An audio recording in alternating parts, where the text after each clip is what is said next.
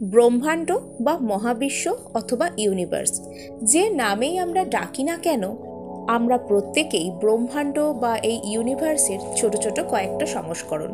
অর্থাৎ এই পৃথিবীতে যত জীব রয়েছে তাদের মধ্যে যা কিছু উপাদান রয়েছে এই মহাবিশ্ব তাই নিয়েই তৈরি। মহাবিশ্বের সাথে আমরা কি কথা বলতে পারি, বা ব্রহ্মাণ্ডের সাথে কি আমরা কথা বলতে পারি? আমরা কি আমাদের প্রশ্ন তার সামনে রাখতে পারি এবং সে কি উত্তর দেয়? এর উত্তরটা হলো হ্যাঁ, এবং আমাদেরকে বুঝতে হবে যে সে কিভাবে উত্তর দেয়।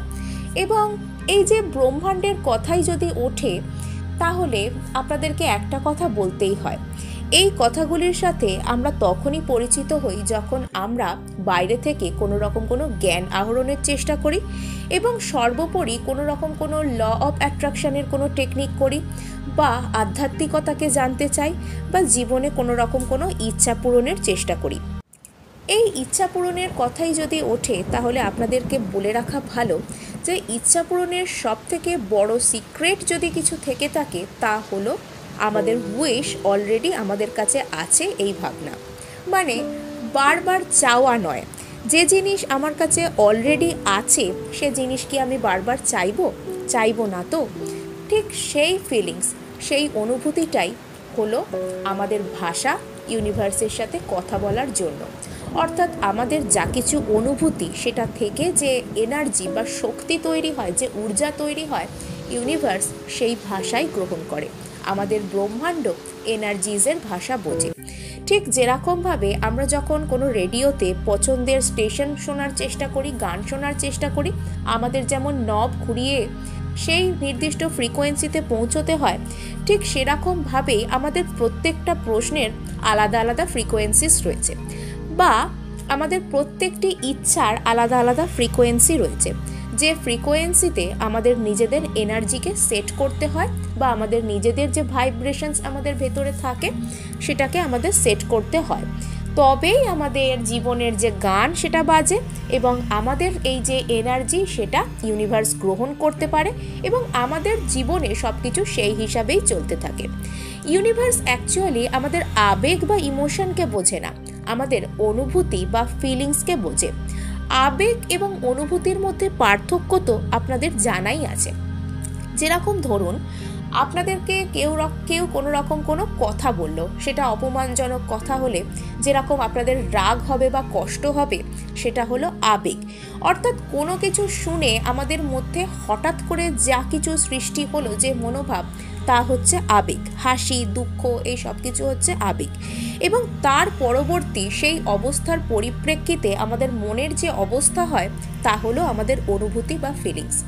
এই অনুভূতি বা ফিলিংসটাই আমরা আমাদের এনার্জির মাধ্যমে ইউনিভার্সের কাছে পাঠিয়ে থাকি, এবং আমাদের জীবনে যা কিছু চলতে থাকে, যা কিছু হচ্ছে, ভালো খারাপ যা পরিস্থিতি চলছে, সেই পরিস্থিতিগুলো এভাবে আমরা নিজেরাই তৈরি করে থাকি। বা বলা ভালো, আমাদের এনার্জি অনুসারে ইউনিভার্স আমাদেরকে সেই যে কথাই আমাদেরকে বলে থাকে, বা সেরকম রেজাল্টই আমাদেরকে দিয়ে থাকে। তাই যখনই আমরা যা কিছু উইশ ম্যানিফেস্ট করার চেষ্টা করব, তখন আমাদের প্রথমেই ইউনিভার্সকে থ্যাঙ্কস জানানো উচিত। কেননা যদি ইউনিভার্স না থাকতো, সে যদি আমাদেরকে এই জীবন না দিত, আমরা যদি এইরকম পরিস্থিতিতে না থাকতাম, তাহলে আমরা আজকে যা কিছু চাইছি বা যা কিছু আমাদের জীবনে হলে ভালো হয় বলে মনে হয়, সেই কোনো জিনিস চাওয়ার অবস্থাতেই আমরা থাকতাম না। আমরা কোনো কিছু ভাবতে পেরেছি যে আমাদের জীবনে সেটা আসুক, তার মানে ইউনিভার্স কোথাও না কোথাও নিজেও চায় যে সেটা আমাদের জীবনে আসুক, সেজন্যই সে আমাদেরকে এটা ভাবিয়েছে। এবং সেটা কি করে আমরা সম্ভব করব, বা আমাদের কি করা উচিত, সেই নির্দেশ ইউনিভার্সের কাছ থেকে যারা পেতে পারেন, তাদেরই বলা ভালো যে ইউনিভার্স তাদের ভাষা বুঝছে।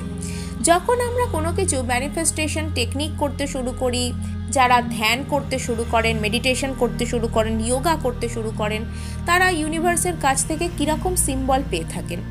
প্রথম কথা, আপনাদের একদম সকালবেলায় বা ব্রাহ্ম মুহূর্তে, যে সময় 4টে থেকে 5টার মধ্যে ঘুম ভাঙতে শুরু করে অনেকের, এটা একটা সিগন্যাল ইউনিভার্সের। ইউনিভার্স চাইছে আপনি ওই সময় যে সুন্দর ঐশ্বরিক শক্তি তার সাথে যুক্ত হন, তাই আপনার সামনে এই সমস্ত সুযোগগুলো আনা হচ্ছে।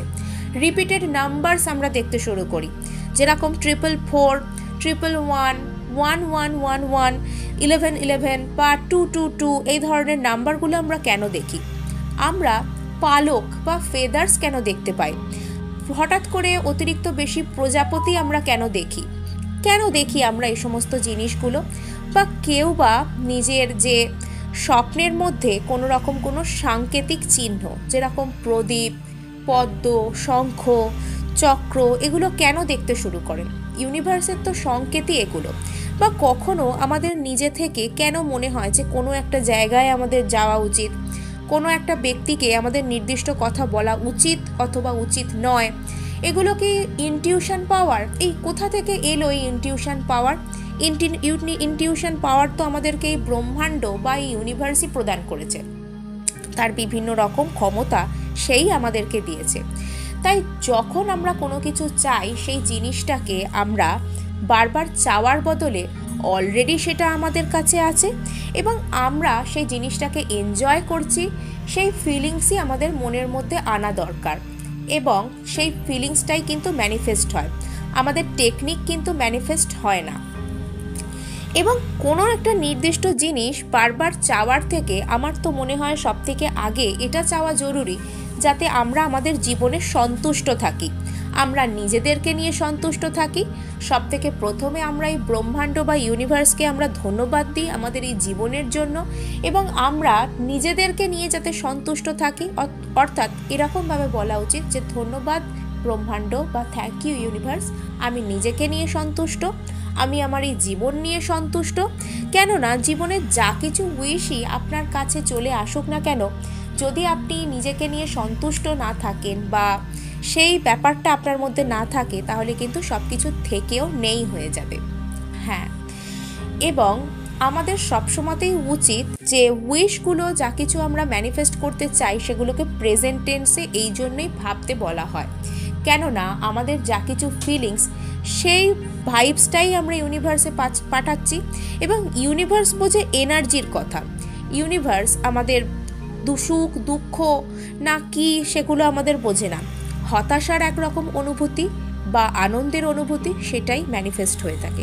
ধন্যবাদ।